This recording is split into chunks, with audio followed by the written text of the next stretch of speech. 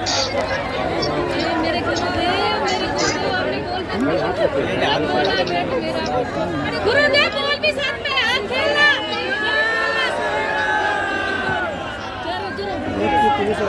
शुक्रिया गुरुदेव, शुक्रिया गुरुदेव, शुक्रिया शुक्रिया गुरुदेव।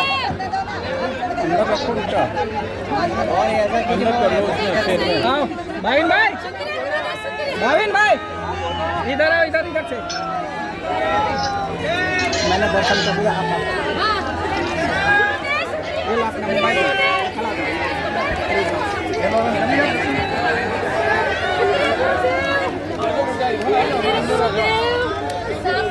इधर अंदर घुसो, और कोई उपाय नहीं है।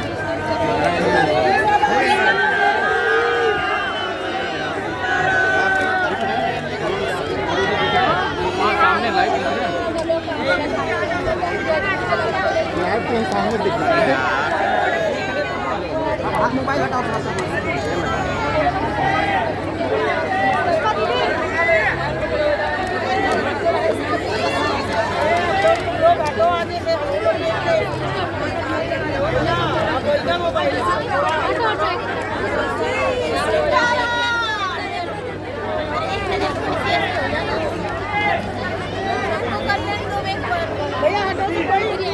फटाफट फटाफट मोबाइल लेकर चला गया। हम 3 घंटे से देखो मेरे पेट में दर्द है, हमको प्रॉब्लम हो गया। इस वजह देखो सीधे खड़े हैं। हाँ बस उसी में खड़े रहो, परेशान करोगे हम उधर घूम जाएंगे। जब चोट लगेगी फिर हम ऐसे उधर घूम जाएंगे।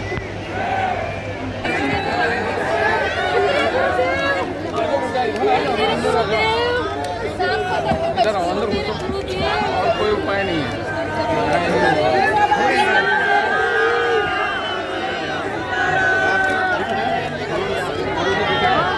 सामने लाइव के सामने दिख रहा है। आप मोबाइल हटाओ थोड़ा सा।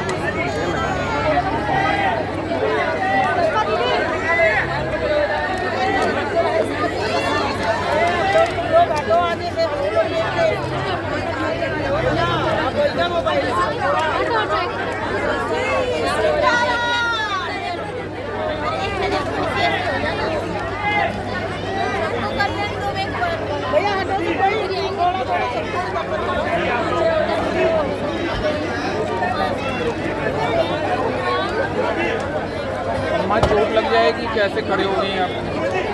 सीधा खड़े हो जाओ ना।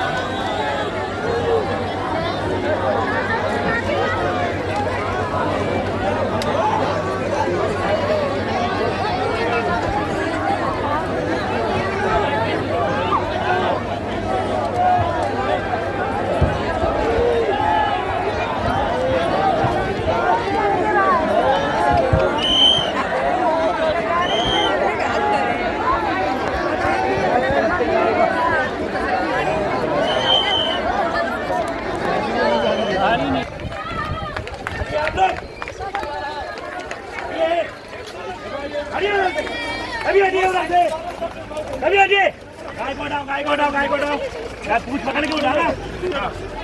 बुद्ध भगवान की, भगवान की, सन्यासी बाबा की।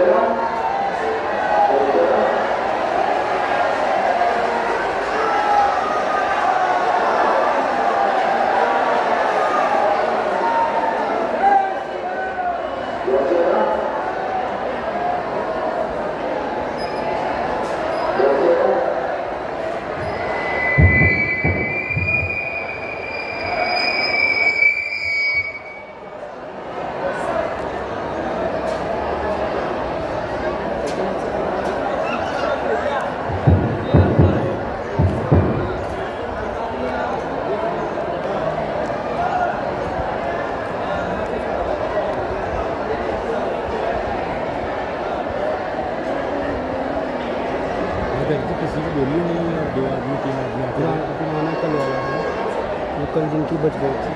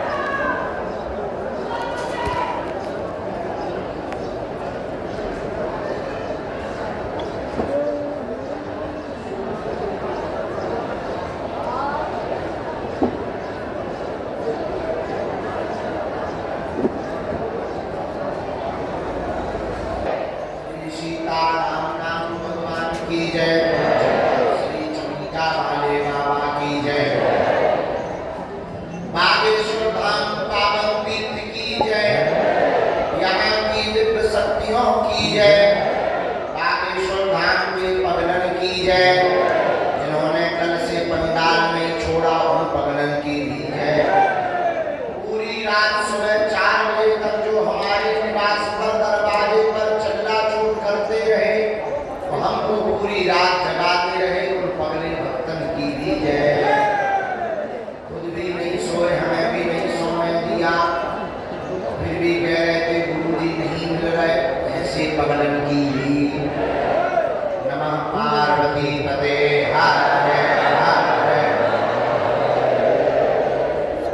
साधु जी, ओ साधु जी, अरे पागलो, सीताराम। भगवान श्री सीताराम जी की मंगलमयी कृपा, बागेश्वर हनुमान जी की दया,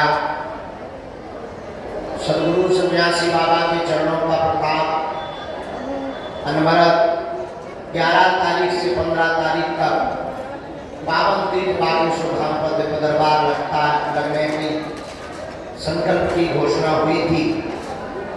कल भी दरबार भगवान की कृपा से सुबह लगा, बहुत देर तक लगा, ज्यादा से ज्यादा लोगों ने लाभ लिया।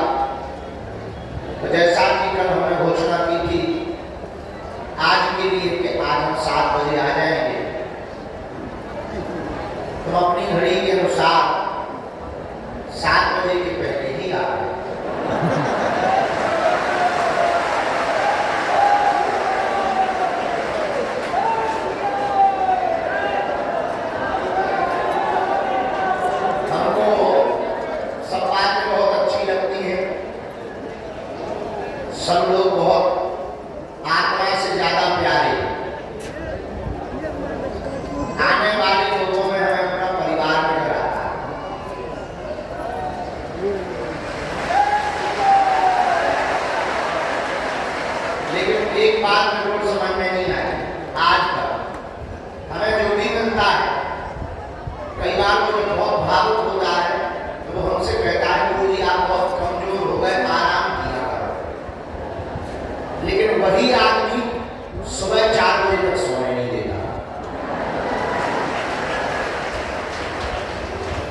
जो मिलता है कहता है कि आप आराम किया करो, कमजोर हो गए, दरबार में जिंदगी भर लगा रहेगा, 4-5 घंटे पूरी नींद लिया और खुद क्या मौसी है क्या बुआ है, बस एक फुट।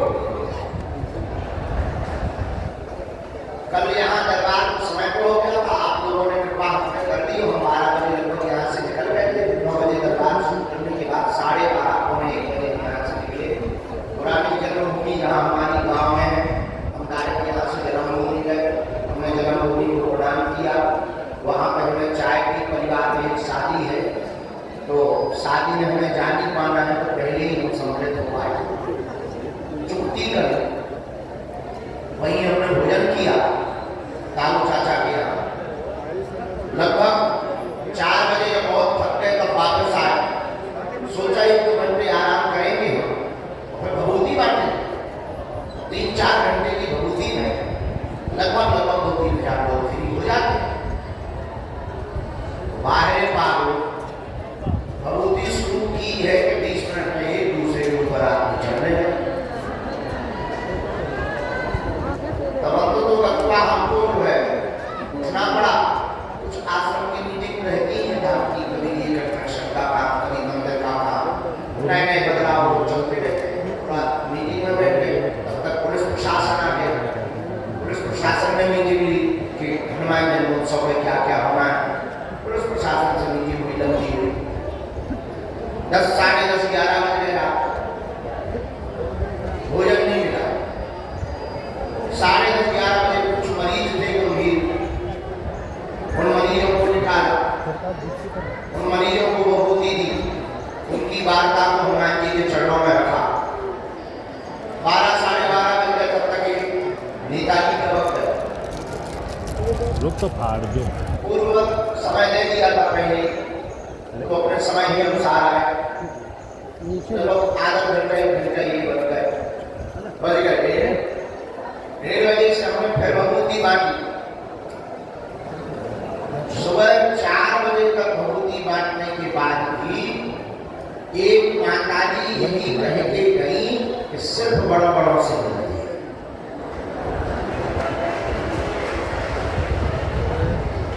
हमको वही मन हुआ कि अब आत्महत्या करनी चाहिए, पर हमने बोली रही थी तो शहरवाज की बोली नहीं। तब हमें बड़ी हंसी आई, क्या अद्भुत जमाना आया रे, देख तमाशा क्या है। जिनके लिए दिनों रात खपा है वही कह के जा रहे, जिसको ना मिलो वही हमारा दुश्मन।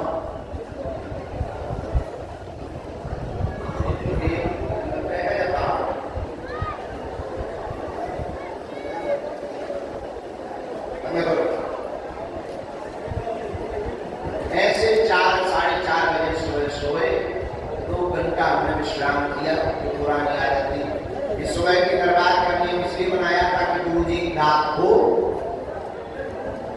सो पाए, ऐसे ही ना। लेकिन धन्य है पागलों की माया,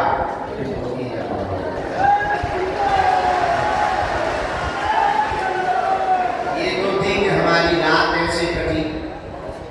इसकी बात एक बहुत विनम्रता पूर्वक हमको निवेदन करना चाहिए।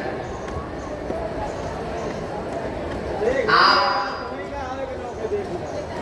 बहुत कष्ट के साथ, बहुत पीड़ा के साथ बागेश्वर धाम पे आते हैं, बहुत मुश्किल से समय लेकर के आते। कई बार खर्चों की दिक्कत होती है, ग्रामों की दिक्कत होती है, परिवार के लोग ताने भी देते हैं। बहुत लोग ऐसे भी हैं जिनके परिवार में लोग ताने देते हैं। बहुत लोग ऐसे हैं जिन्हें दोबारा आ नहीं पाना, ऐसी स्थिति भी है।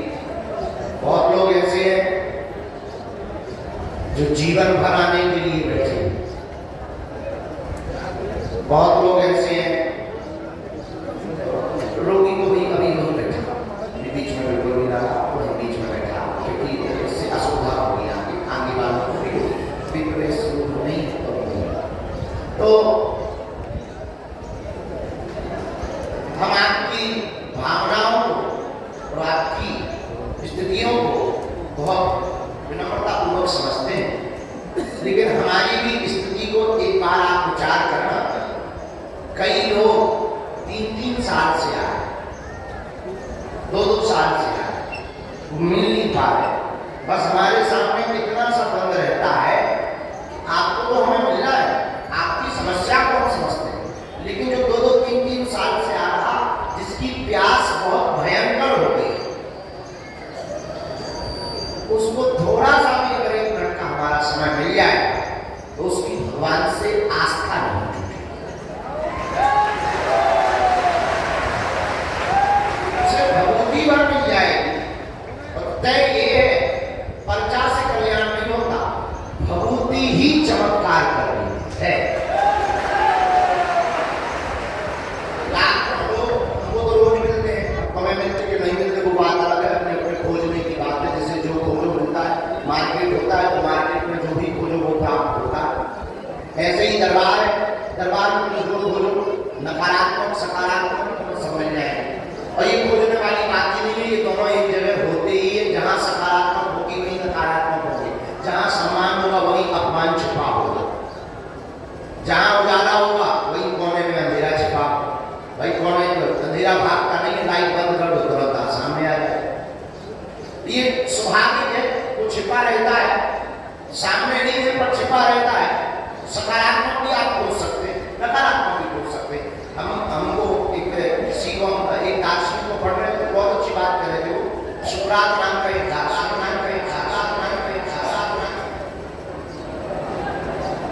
जो विदेशी है, बहुत अच्छा दार्शनिक, हम उसको पढ़ रहे थे। उसने एक बहुत प्यारी बात बोली और वो बहुत मजेदार बात लगी।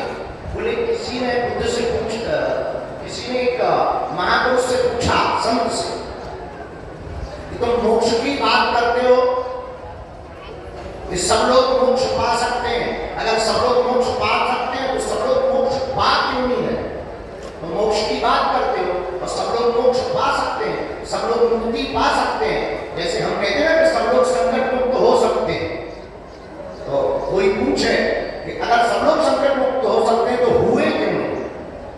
तो उस महात्मा ने कहा कि तुम हमसे क्वेश्चन करने की बजाय जिस गांव में बैठे हैं, पेन कागज लो, गांव में जाओ, ये पूछो कि आपकी जरूरत क्या है। तो वो आदमी गया, उसने नाम लिखा, पता लिखा, पूरे बताओ तुम क्या चाहते हो। अगर भगवान तुमसे कुछ देने को कहे कि हम देने को तैयार है, मांग लो, तो तुम क्या मांगोगे भगवान से? और आप ताज्जुब करोगे, पूरा रजिस्टर भर गया, गांव के नाम लिख गए। तो जब उस रजिस्टर को महात्मा के पास लाया गया, महात्मा ने कहा रजिस्टर खोलो, देखो कितने लोगों ने ये लिखवाया कि मुझे मोक्ष चाहिए। आप ताज्जुब करोगे, उसमें से एक भी नाम सिंगल ऐसा नहीं था जिसने ये लिखवाया हो कि मुझे मोक्ष चाहिए। किसी ने धन लिखा, किसी ने पुत्र लिखवाया, किसी ने मकान लिखवाया, किसी ने संपत्ति, किसी ने पद लिखवाया, किसी ने निरोगी काया लिखवाई। तब फिर उस महात्मा ने बहुत मुस्कुराते हुए कहा कि मैंने ये तो कहा कि मोक्ष सबको मिल सकता है, लेकिन मोक्ष सब पा सकते हैं, लेकिन मैंने ये कभी नहीं कहा कि पाना कौन कौन चाहता है। ये तुम्हारा निर्णय है। वही हम तुमसे कहना चाहते हैं कि हम ये गारंटी के साथ कहते हैं कि तुम यहाँ आए हो तो संकट मुक्त तो होकर के ही रहोगे। तुम बालाजी को पा जाओगे, तुम सन्यासी बाबा को पा जाओगे। बस बात ये है, अब इनमें से वो कौन है जो पाना चाहेगा, वो तुम्हें खोजना पड़ेगा, उसका उत्तर तुम्हें खुद को देना पड़ेगा, हमको उत्तर नहीं देना पड़ेगा। बहुत लोगों की प्राय हम जब हमारा काम ही है दिल और दिमाग पढ़ना, हम लोगों के दिल और दिमाग ही पढ़ते हैं, मन की बातें ही पढ़ते हैं। भगवान की बड़ी कृपा है, तुम लोग उससे क्या कहते हो भगवान जाने। कई लोग हमारे ऊपर तरह तरह की टिप्पणियां करते हैं, किसी को लगता है कि उनके पास ऐसी देवी है जो कान में बात करती है, हमारे पास में ऐसी कोई देवी नहीं है जो कान में बात करती है। इसलिए नहीं है क्योंकि देवियों से हमारा दूर दूर से नाता है, जिंदा भी हो ऐसी देवी। पर लोगों को लगता है कि उनके पास ऐसी देवी है। अच्छा, उस देवी के बारे में हमें पता करवाया, उसका नाम तो बता दीजिए, देवी है कम से कम हमें तो पता लग रहा है। पता लगा बोले उसका नाम खरगशाच है।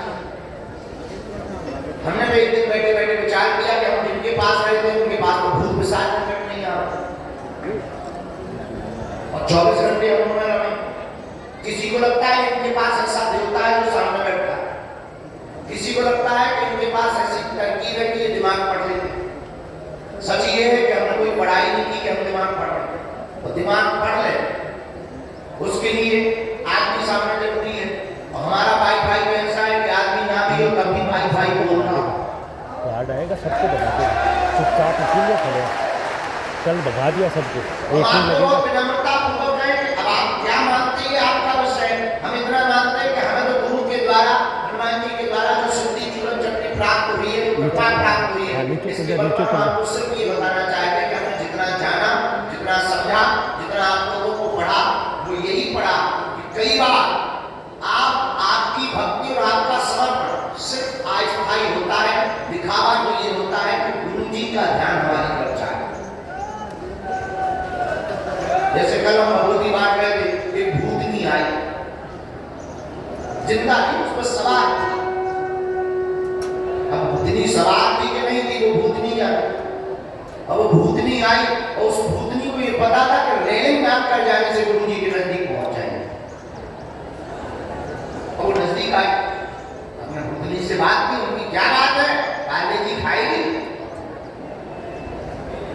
वो भूतनी आगे आगे बैठ गई, नागेश्वर बाबा मुझे देख, मेरा बच्चा बना। भूतनी को बड़ा ज्ञान है, बच्चा के बारे में ये भी जानती है।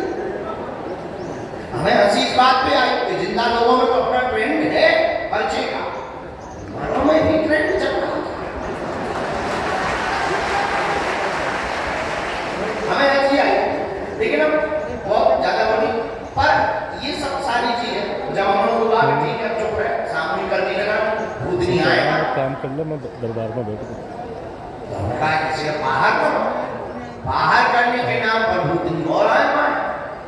ठीक, हाँ ठीक। कई बार अब जो हमने जाना वो हम आपको कहना चाह रहे हैं, कई बार आपकी भक्ति, आपका समर्पण इतने के लिए होता है कि गुरु जी हमें देखे या गुरु जी हमें समझे या जाने या हमारी हमें सबको पकड़ाएगा, देखना वो देख, आपको प्रिय आत्माओं, सबको पकड़ाएगा, सबको।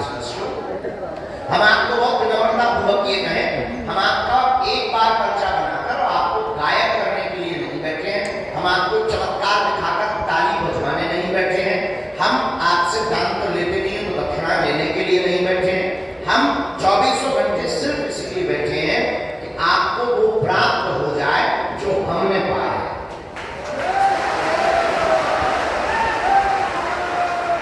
आप वो पाओ जो हमने पाया, आप वो प्राप्त करो जो हमने खोजा। आपको वो मिले कि तुम ठीक हो, तुम्हारा पर्चा बनने से तुम्हारा भला होगा। लेकिन हम तुम्हारी झोली में जो डालना चाहते हैं बहुत महत्वपूर्ण बात है। वो महत्वपूर्ण बात यह है कि हम आपकी झोली में ये डालना चाहते हैं कि तुम्हारी आने वाली पीढ़ियां भी उससे लाभान्वित हो।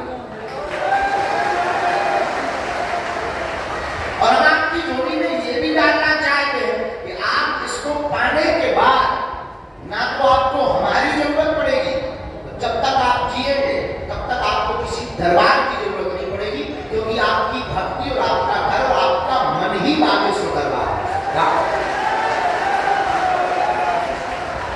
ये तुम्हारा विषय नहीं है, हम ये मानते हैं, क्योंकि तुम तो वन टाइम के लिए आए।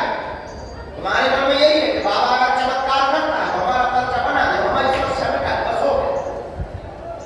आप इसीलिए आए और आप इतने बड़े वाले बेहुदा पागल हो।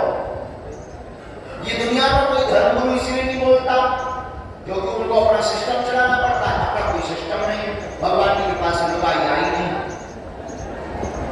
बच्चे भय नहीं, आश्रम बनाने की हमारी कोई खोज नहीं, जितना बन गया उतना सफल नहीं रहा।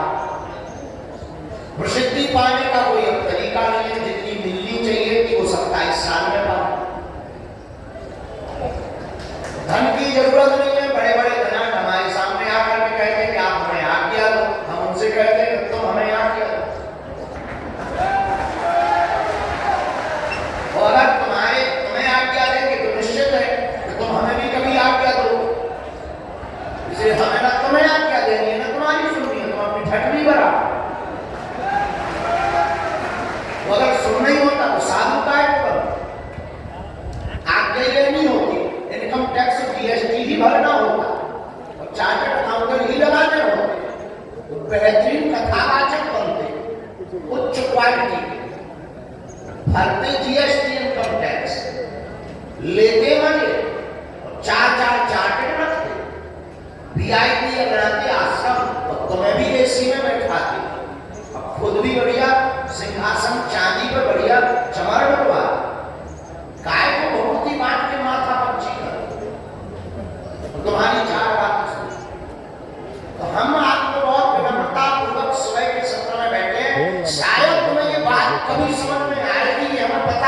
सारा तुम लगेगा, इतने बाहर बड़े आके बदमाश हो, तुम्हें ऐसा भगवान चाहिए कि मुंह में नारियल डाले और हाथ में फूंके।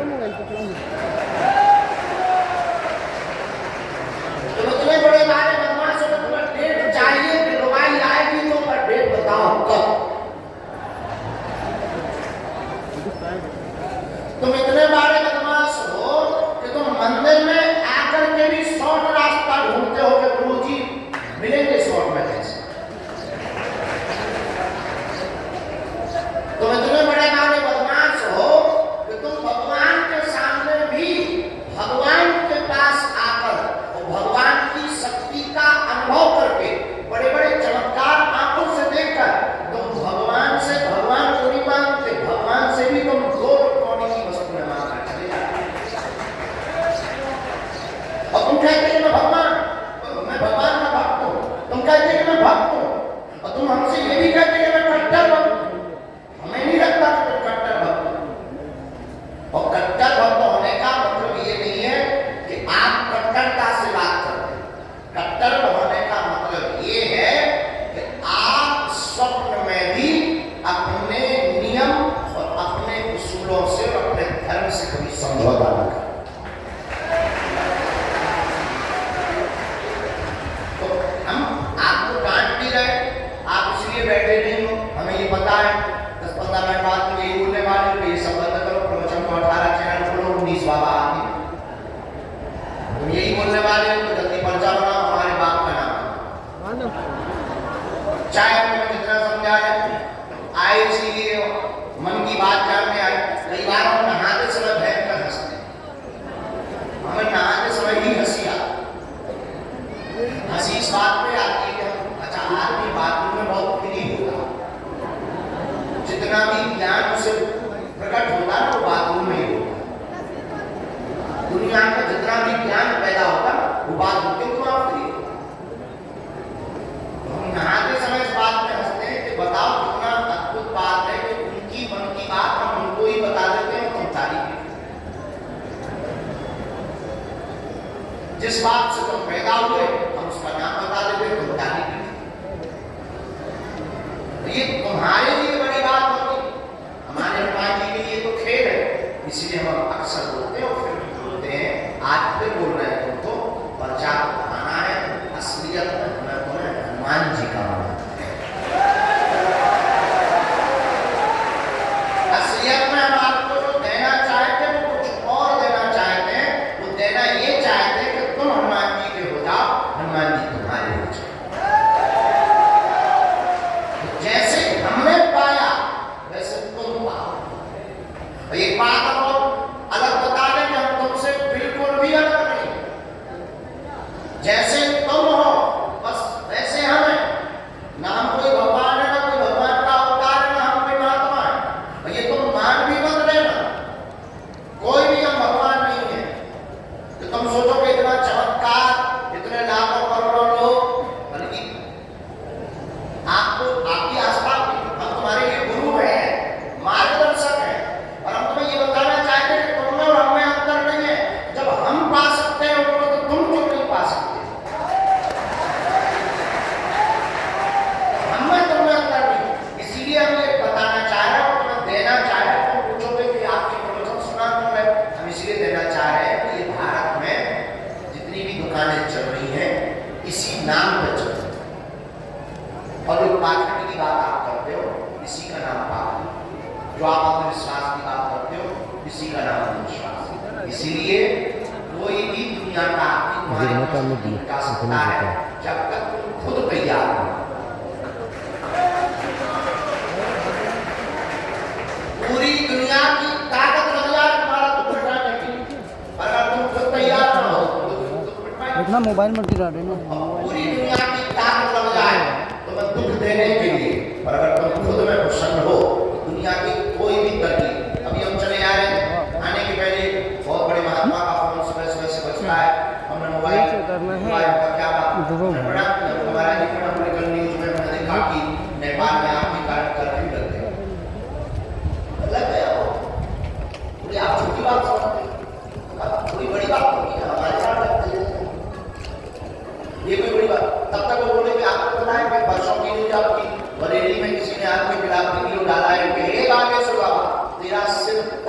जुदा कर दिया। और आप भले नहीं लगता, हम लोग चिंतित थे आपको लेकर, हमने लोग प्रणाम करके कहा कि हमका भगवान आप महापुरुष हो, आप महात्मा हो, आपका चिंतन करना, बस यही हमारे लिए जीवन में हमारी आयु बढ़ाना है। और हम उनको नम्रतापूर्वक प्रार्थना करें। हमने कहा प्राण जितने दिन के हैं शुभ हैं, आपकी कृपा हम पर बनी रहे, लेकिन एक बात तो तय है कि इन कुत्तों के भौंकने से हाथी अपनी चाल नहीं भूलता।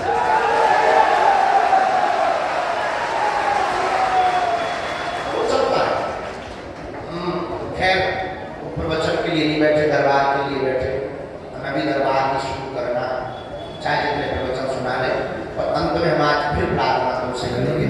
तुम पर्चा के चक्कर में मत पड़ो, सन्यासी बाबा और हनुमान जी की चर्चा के चक्कर में पड़ो। हमने भी यहीं से पाया, हम भी तुम्हारी तरह अर्जी लगाने आए।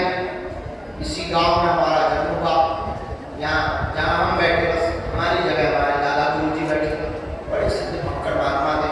हमारी 3 पीढ़ी इस परंपरा को करते करते गुजर गई। तीसरी पीढ़ी की परंपरा जरूर हमें प्राप्त हुई। हमारा सौभाग्य है, गुरुदेव ने हमें सेवा के लिए चुना है, कि गुरु की कृपा है हमारे जीवन में, जो भी वो सब गुरु का प्रसाद है, हमने गुरु से पाया। और सच्चा और अच्छा गुरु किसी भी रंग को राजा बना सकता है।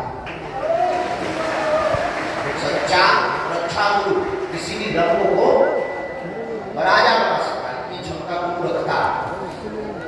हम भी तुम्हारी तरह आए थे, हमको देखकर वो भी हमारे हम जैसे हंसते हैं, वो भी हंस रहे हैं। कितने भी भगा दिए। हमें तब समझ में नहीं आया कि हमको देखकर हंस क्यों रहे। उस वक्त स्थिति अलग थी, घर पे भोजन की स्थिति भी नहीं, बरसात का मौसम, पानी चूह रहा था। माता जी ने भेजा था कि तुम्हारे दादाजी बहुत जानते हैं, सिद्धि है उनके पास, कुछ लेकर आओ। मान में आए थे कुछ मिल ही जाए, कुछ ना मिले, कुछ मतलब समझ जाओ, कुछ मिले, जैसे तुम आएगा कुछ मिले। हम भी कुछ मांग नहीं आए, मुस्कुरा गए। रात को आना, रात को फिर गए, फिर कल आना, बस धीरे धीरे वो टालते गए, समझ में नहीं आया कि ये क्या चाह रहे। जब वो चले गए तब आज समझ में आया कि और सेवा करनी होती तो और न जाने क्या क्या बात।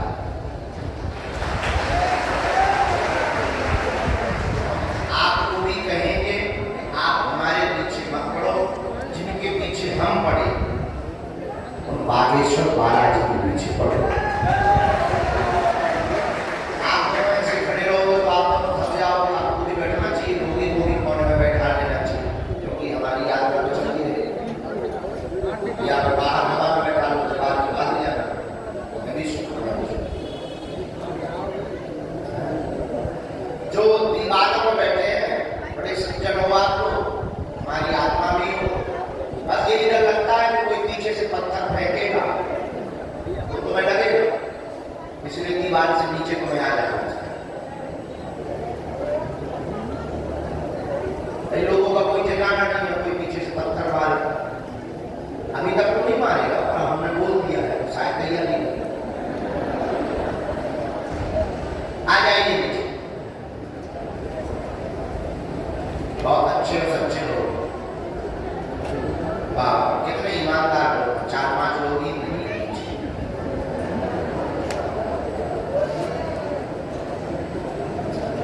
ये जो बाकी बिल्कुल सड़क नहीं रहे, कभी पाकिस्तान गए थे,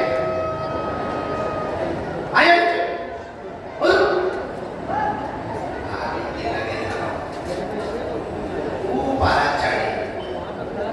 हमारे दूर बैठा न बैठा।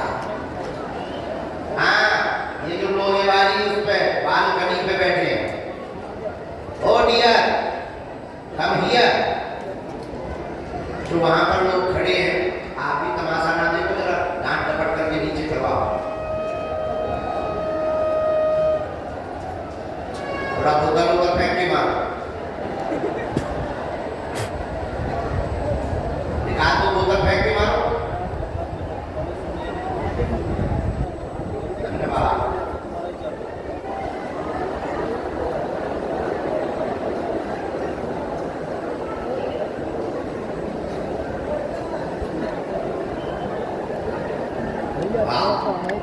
नहीं देखो ये गुरु को तो मानते हैं, गुरु जी की नहीं मानते।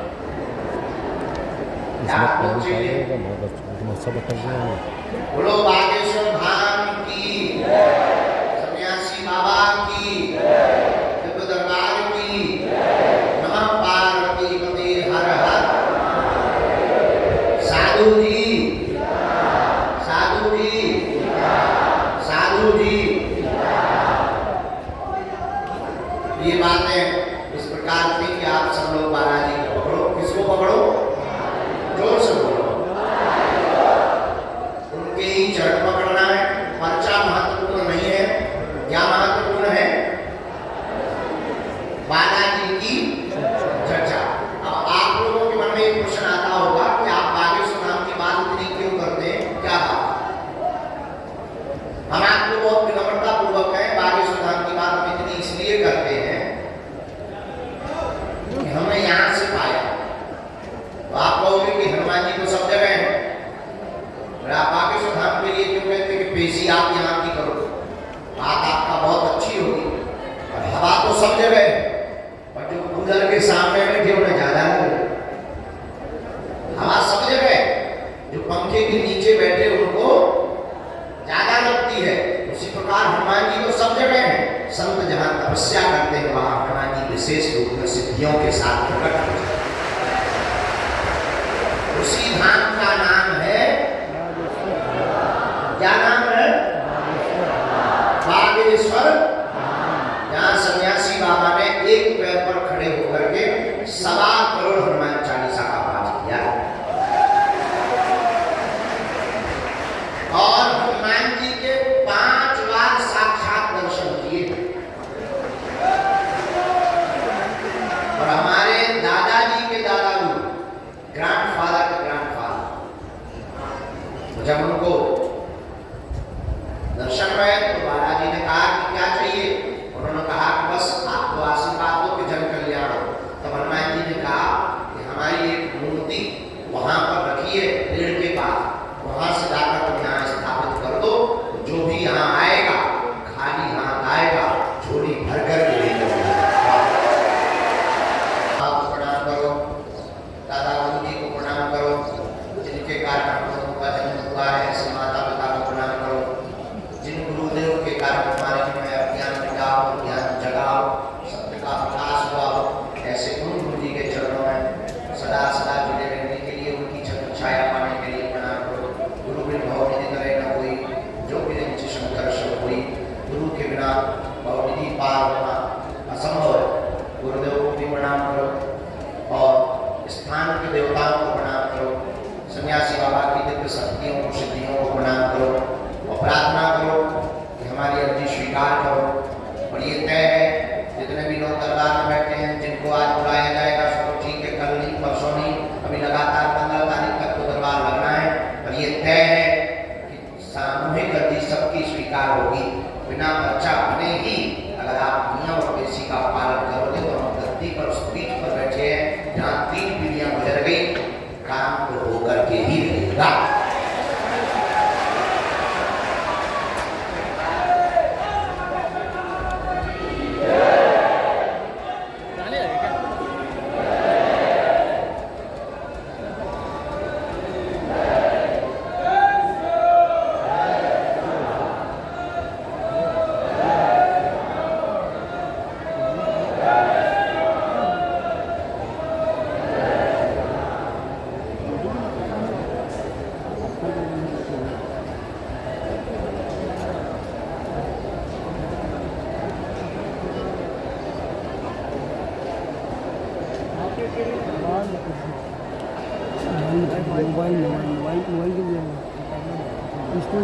आज की अभी कुछ स्वीकार हुई। कल के लोग का नंबर तो कुछ रह ही गए, कल जो लोगों को बुलाए थे उनमें से कुछ रह ही गए थे। पहली अर्जी आज के दरबार में जो आज्ञा लगी है, दरबार के सामने से अखिलेश नाम की अर्जी स्वीकार हुई है। अखिलेश नाम का बालक सामने में विराजमान है और मध्य में यह जो है काले रंग का वस्त्र पहने हुए, सफेद तौलिया डाले हुए है। पीछे की ओर में दाहिने तरफ में विराजमान है। आप आ जाएं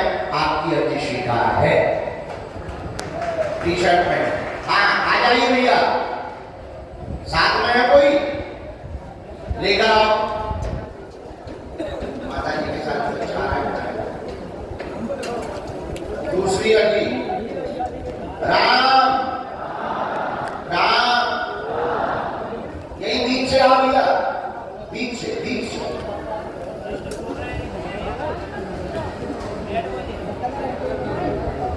एक हमारा बहुत नम्रता पूर्वक है, धाम पर अपना नाम और अपनी समस्या किसी को भी ना बताएं, बालाजी की कृपा होगी, आपको बुला लिया जाए। दूसरी अर्जी, यहाँ बाएं हाथ से स्वीकार हुए, संजय नाम के भैया विराजमान है, बाएं हाथ में कोई पॉलीथिन लिए हुए, दीवार से सटे हुए, शर्ट पहने हुए पीले रंग की।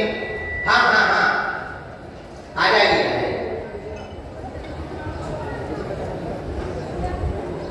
साथ में कोई तुम्हारे, तुम भी अकेले हो, हम भी अकेले, आ जाइए।